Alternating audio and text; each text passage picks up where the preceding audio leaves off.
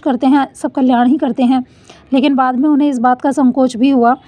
तो गिरवर ने पत्नी को समझाते हुए कहा कि देखो, संसार में कोई किसी का नहीं है जो इस जन्म में पुत्र बना, पिता बना।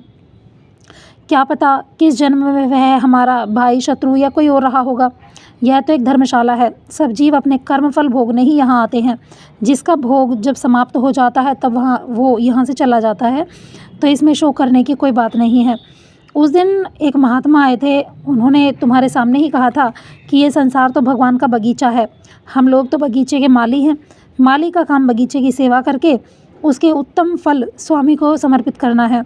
यदि स्वामी स्वयं बगीचे के किसी फल को पसंद कर लें तो ये माली के लिए और भी प्रसन्नता की बात होगी।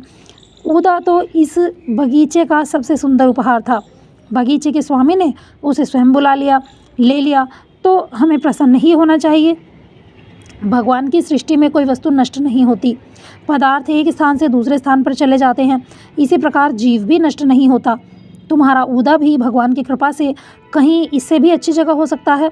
तुम उसके लिए चिंता मत करो। उदा भगवान का भक्त था, रोज कीर्तन करता था।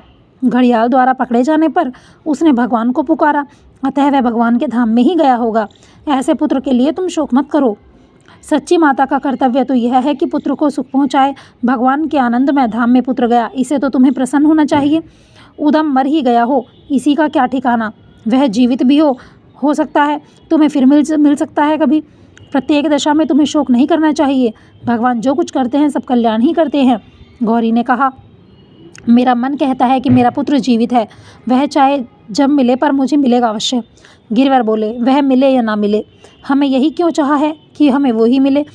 अब तक भगवान ने हमें एक सेवा सौंप रखी थी तो उसे करते थे, अब दूसरी सेवा सौंप देंगे तो उसे करेंगे।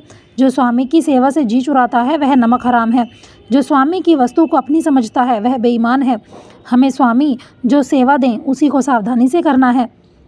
प्यारे भक्तों, बहुत ही गहरी बात यहाँ पर गिरिवर ने हम सभी के लिए प्रस्तुत करी है। तो आगे देखते हैं कहानी में क्या होता है।